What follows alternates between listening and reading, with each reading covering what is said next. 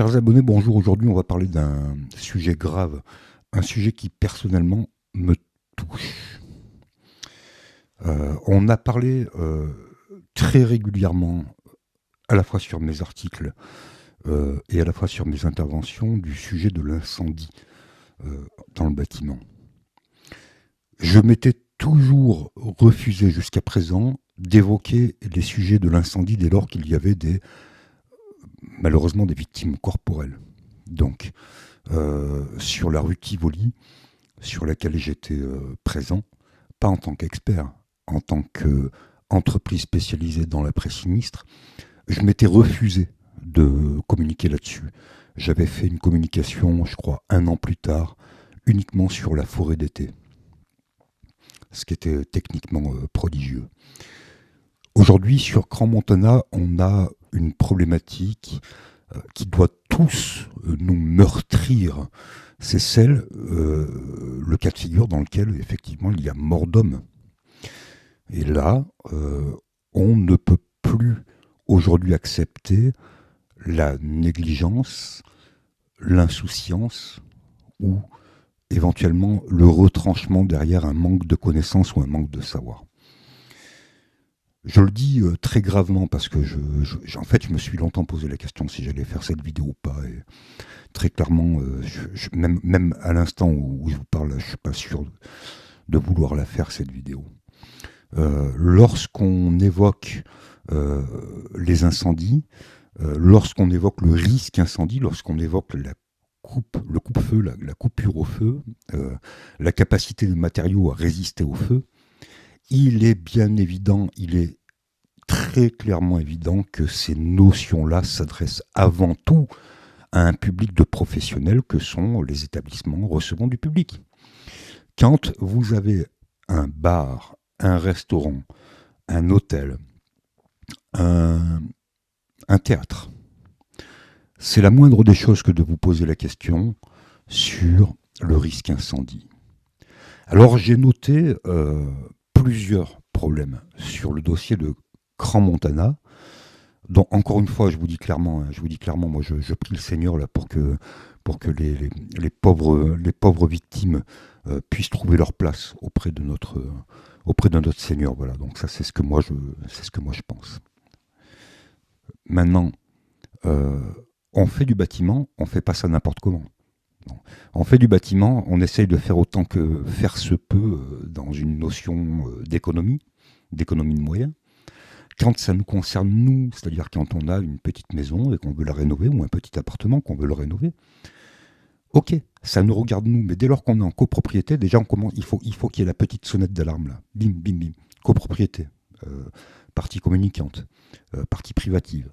Ça doit faire une espèce d'enclenchement, on va dire, de petite lumière.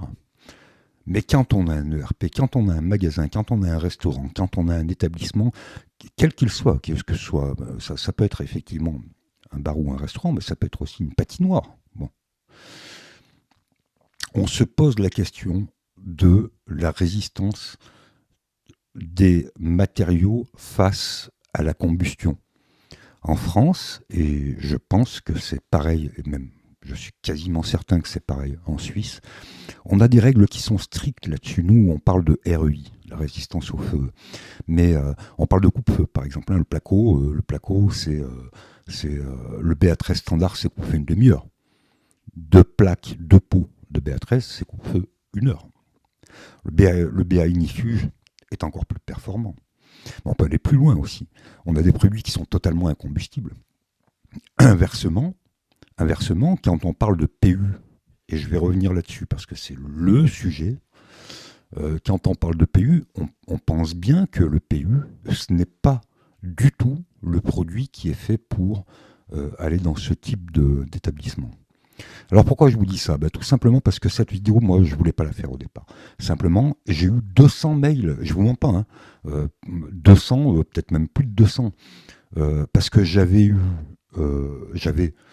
simplement crédité sur mon magazine un article qui concernait le polystyrène et le PU en plafond, surtout le polystyrène d'ailleurs. Bon, on ne psychote pas, ok ? Quand vous êtes chez vous, dans une maison individuelle ou dans une maison, peu importe, ou dans un appartement, peu importe, qui n'a pas de copropriété, qui n'a pas de partie privative ou de partie commune, le PU et le polystyrène n'est pas interdit en plafond. Voilà, pourquoi je vous dis ça? Tout simplement parce que suite à ce désastre, à ce malheureux désastre, qu'on ne se pardonnera clairement jamais. Hein, en tant que professionnel de bâtiment, c'est inadmissible de voir encore ce genre de situation-là. Bon, peu importe, j'ai eu énormément de mails. Donc non, vous êtes chez vous, ne psychotez pas. Voilà, n'allez pas enflammer vos plafonds, c'est évident. Mais c'est un cas de figure qui est différent quand vous êtes dans votre domicile et que vous souhaitez isoler parce que c'est un problème social. Vous avez besoin de vous réchauffer à moindre prix. Moi, je le comprends tout à fait, ça. Je le comprends tout à fait. Là, on ne parle pas de ça, on parle d'un établissement recevant du public. Alors, je me pose plusieurs questions. Parce que le problème, c'est qu'en fait, on a les éléments un à un qui viennent les premiers perturber les seconds perturber les troisièmes, et ainsi de suite. Donc, on ne sait pas trop. Donc, on nous parlait au départ de PU, d'accord. Donc, on a tous pensé aux plaques d'isolant PU. Mais le problème, c'est que le PU n'est pas du tout un isolant acoustique. Je parle des plaques standards polystyrène ou PU qu'on pose au plafond. Donc, ça, c'est pas du tout un isolant acoustique ou phonique. On apprendra plus tard que c'était en fait des plaques acoustiques qu'on utilise par exemple dans les studios d'enregistrement. Bon, il est bien évident que dans un studio d'enregistrement, on ne va pas s'amuser à mettre des bougies au plafond, des choses combustibles au plafond, et que dans un studio d'enregistrement, on est censé faire de l'enregistrement, c'est-à-dire être assis sur un siège avec son instrument. Ça, on l'apprendra plus tard. Maintenant, moi, je me pose énormément de questions, puisque sur les articles, on nous parle de plusieurs visites techniques qui avaient été faites. On se fout de la gueule de qui? J'ai eu l'extraordinaire chance de pouvoir travailler dans ma carrière sur des ERP, des jolis ERP, notamment le Sabot de Vénus à Val Thorens. Pourquoi je parle du sabot de Vénus à Val Thorens? Puisqu'on est en haute montagne, on est dans une station UP, et je me rappelle que c'était draconien. D'accord. Donc, quand on a une visite technique en fin de chantier, on a la gendarmerie, on a les pompiers, on a la mairie, on a un technicien, plusieurs techniciens, contrôleurs techniques, ça peut être la Socotec, ça peut être la PAV, bon, on connaît tous ces contrôleurs techniques d'ailleurs qui sont louables, hein, donc il faut ça, il faut arrêter de nous flageller en disant ouais c'est pas normal les normes et tout. Si, tu vois bien quand même que les normes, ça sert à quelque chose, ça sert à éviter que nos petits compagnons, nos congénères finissent auprès de Jésus bien plus tôt que ce qu'ils auraient dû. Donc tu vois bien que ça sert à quelque chose quand même. La PAV, la Socotec, je suis désolé, je dis des noms comme ça qui me viennent parce que c'est à chaud et je pense je pense qu'on est tous un peu dans le bâtiment, on est tous un peu constrits par cette histoire. En revanche, en ce qui concerne le patron de l'établissement, il n'y a là aucune justification possible. Alors, on nous dit oui, il y a eu des contrôles techniques. Donc moi je vous dis non, il n'y a pas eu de contrôle technique parce que je ne connais aucun contrôleur technique qui est capable d'aller dans un établissement recevant du public, surtout dans une bar, boîte de nuit, on va dire, en station, qui accepterait de voir des produits inflammables au plafond. Aucun. Donc ça, moi, aujourd'hui, les journalistes qui prétendent ça, je me dis soit ils n'ont pas fait leur boulot, ça se peut, ça se peut qu'ils ne soient pas allés chercher véritablement les interlocuteurs, soit il y a peut-être un non-dit, mais je ne connais aucun contrôleur technique qui accepterait ça. Moi, je me suis vu refuser des chantiers parce que j'avais pas les champignons, les petits trucs rouges là qu'on met sur les fers à béton, avant même que ça démarre. Donc tu penses bien que c'est littéralement impossible que tu aies un contrôleur technique qui vienne et qui te dise ouais c'est bon, vous inquiétez pas, votre boîte de nuit vous pouvez la laisser ouverte. Non. Alors je vous donne un ordre d'idée. J'avais réalisé le chalet technique du rallye Trophée Andros à Val Thorens. On avait une panne fêtière d'un mètre, pratiquement un mètre. Sur le fêtage qui faisait pratiquement 10 mètres de long. Voilà. Eh ben, les contrôleurs techniques m'ont menacé de ne pas ouvrir alors qu'on était au timing près. Il y a Jean-Pierre Pernaut qui devait venir, il y a Alain Prost qui devait venir. Je crois avoir une photo, j'essaierai de la retrouver. Si je ne la retrouve pas, c'est pas grave. Croyez-moi sur parole.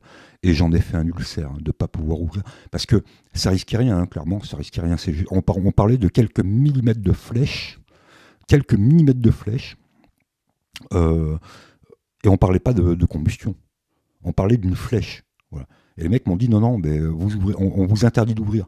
Donc tu penses bien que si à Val Thorens on m'interdisait d'ouvrir le chalet technique pour recevoir les véhicules, en fait, hein, pour garer les véhicules, du Trophée Andros, tu penses bien que les mecs ils vont pas t'autoriser à ouvrir un bar-restaurant ou un restaurant ou une boîte de nuit, peu importe, où tu as des mousses inflammables au plafond. Et d'ailleurs, c'est quoi ces mousses inflammables? Parce qu'au début, on nous a dit PU. Ok. Mais le PU, quand tu dis PU, eh ben, ça mène à ce que je disais tout à l'heure. C'est-à-dire tout le monde se met à psychoter, tout le monde se met à m'envoyer des mails en disant mais comment on fait? Chez moi, j'ai du polystyrène et j'ai du PU. Il faut savoir que c'est à peu près autant inflammable. C'est à peu près pareil, on va dire. Bon. Mais non, non, non, non. C'était des mousses acoustiques. Mais attends, gros, là, sincèrement, je suis vraiment pas d'humeur à plaisanter. C'est trop malheureux pour plaisanter là-dessus. Mais quand tu as un établissement qui s'appelle le Constellation, qui est dans une station de ski, où le mètre carré doit valoir une fortune, où le droit d'entrée doit valoir une fortune, quoi, tu es pas capable de... Je comprends pas. Tu peux pas prendre un ingénieur technique, là? Tu peux pas solliciter des hommes de l'art qui vont te dire clairement, attends, oh, tu mets pas ça en plafond. Parce que moi, au début, j'ai cru que c'était pour une question d'isolation. C'est ce que j'ai compris au départ. Visiblement, non. Ensuite, j'ai compris que c'était une isolation acoustique. Bah, visiblement, non. C'est parce que ces éléments de mousse là ne sont pas une isolation acoustique. Ce sont un système qui permet de casser la réverbération, ce qu'on utilise dans le studio d'enregistrement. Qu'est-ce que tu as besoin de faire un studio d'enregistrement là? Et puis même si c'était le cas, parce que je me suis posé la question, je me suis dit, mais moi, si je devais, dans un établissement comme ça, isoler acoustiquement, ben, j'utiliserais de la laine de roche, j'utiliserais pas du PU, je comprends pas, c'est quoi le problème? De la même manière que vous le voyez dans tous les bars et les restaurants de France, quoi. Vous savez, ces petites dalles que vous voyez en plafond blanche, maintenant il y en a des anthracite, il y en a des noires, il y en a des grises, ils en utilisent chez McDo, je ne vais pas citer la marque, mais je le dis quand même. Eh ben ça, c'est ininflammable. Enfin, je crois que c'est M0 ou M1. Non, M0. Bon, on vérifiera, mais ça n'a pas d'importance là. Ça, c'est ininflammable. C'est de la laine de roche. Voilà. Bon, ça, c'est ce qu'on met. Donc ça, c'est une excellente solution, pardon. C'est une excellente solution d'isolation acoustique et isolation phonique. Ok. Alors pourquoi mettre ça dans un sous-sol d'un bar-restaurant? Ben, je comprends. C'est pour éviter que le son se propage et qu'il vienne éventuellement embêter les gens qui seraient en train de manger à l'étage du dessus. Mais là, c'était pas le cas. Là, ce qu'il a posé, c'était des mousses qu'on utilise dans les studios d'enregistrement. C'est quoi le deal? C'est quoi? J'arrive toujours pas à comprendre, Monsieur Moretti. Je suis désolé, mais je comprends toujours pas. C'est quoi le deal? Donc ça, c'est la première des erreurs. La deuxième des erreurs, c'est d'effectivement dire, ben, quand tu as un établissement on va dire de cette envergure-là, avec quand même une belle prestation, donc on imagine des fonds conséquents, puisque j'ai cru comprendre que visiblement il y avait 200 000 euros disponibles pour la libération sous caution. Je ne sais pas si ça se dit, mais c'est à peu près ce que j'ai cru comprendre. Comment tu ne peux pas, à un moment donné, faire appel à des professionnels qui vont te dire, à un moment donné, tu sais quoi, mon gros, ça, tu ne le mets pas dans ton établissement, tu ne le mets pas. Voilà, c'est fini, on n'en parle plus. Il n'y a pas un seul artisan, et je le répète, il n'y a pas un seul contrôleur technique qui accepterait ça. Donc ça, c'est du mensonge. Ça, c'est du mensonge. Quand les médias veulent nous faire croire qu'il y a eu des contrôles techniques et que ça s'est bien passé, c'est du mensonge. Aucun contrôleur technique, que ce soit en France, que ce soit en Belgique ou que ce soit en Suisse, n'accepterait de voir de la mousse inflammable, qui a un REI ridicule, enfin qui n'a même pas de REI d'ailleurs, qui n'a pas coupe-feu, pardon. C'est interdit. C'est basta, on ferme ton établissement. Donc à un moment donné, on nous ment, soit les médias, soit les enquêteurs. Je ne sais pas. Bon, j'espère qu'il y aura une expertise. Vous savez qu'en France, on a toujours des expertises qu'on appelle RCCI. Donc, la RCCI, c'est la recherche des causes et des circonstances incendie. Bon, on imagine quand même que c'est la même chose en Suisse, puisque les trois quarts des mecs qui fabriquent de l'isolant sont suisses. Steiko et compagnie. Bon, on a du mal à croire que ce soit moins draconien en Suisse qu'en France. On a énormément de mal à croire ça. Donc, il y a plusieurs mensonges à plusieurs niveaux qui ment clairement celui qui le dit. Je veux dire, t'es patron d'un établissement, t'as pas besoin de dire la vérité ou de mentir, t'as des factures. Tu l'as fait toi-même. Pourquoi tu l'as fait toi-même, quoi? Je veux dire, quand t'as un établissement qui vaut des centaines de milliers d'euros, pourquoi est-ce que tu fais toi-même ce type de travaux et que tu ne fais pas intervenir un professionnel qui t'aurait dit? Parce que c'est le rôle des hommes de l'art. C'est le rôle, c'est notre rôle, c'est ce que j'explique depuis pratiquement 20 ans maintenant. C'est notre rôle d'être des sachants, de savoir. Et alors, quand on est des sachants, qu'on sait et qu'on fait une erreur, eh ben, tant pis si c'est pour une raison de flèche sur une poutre. C'est pas grave. On revient, on rebricole. Terminé. Mais quand c'est une erreur qui concerne l'incendie, là, il n'y a plus de pardon possible. Ce qui s'est passé à Crans-Montana, selon moi, j'aimerais avoir une expertise approfondie, mais j'espère que j'aurai une expertise approfondie. J'espère que je ne serai pas obligé de me cantonner à ce que j'ai vu et ce que j'ai lu, ce qui sont clairement des imbécilités. J'espère que j'aurai un véritable rapport sur ce qui s'est passé sur ce sinistre désastreux et triste de Crans-Montana, mais j'espère surtout que vous allez vous mettre une bonne fois pour toutes dans la tête que dans un établissement de recevant du public, on ne rigole pas avec les matériaux. Le placo, c'est coupe-feu une demi-heure. 2 plaques de plate, c'est coupe-feu 1 heure. Les portes, les grooms, ce qu'on appelle les fermes-portes, pardonnez-moi. Les portes ont une notion de coupe-feu, donc selon les portes de distribution que vous allez utiliser, vous avez un coupe-feu, d'accord? Vous avez des détecteurs d'incendie obligatoires, vous avez des blocs de sécurité obligatoires sur toutes les ouvertures. Mais surtout, vous avez des matériaux qui sont classés combustibles, incombustibles. C'est un classement REI et un classement M. M0, M1, M2. Je ne sais pas si c'est encore d'actualité, mais bon, ça marche toujours en tout cas. Okay, donc, sur ce qui s'est passé à Crans-Montana, j'aimerais qu'on retienne plusieurs choses. La première chose que j'aimerais qu'on retienne, c'est que c'est inadmissible déjà.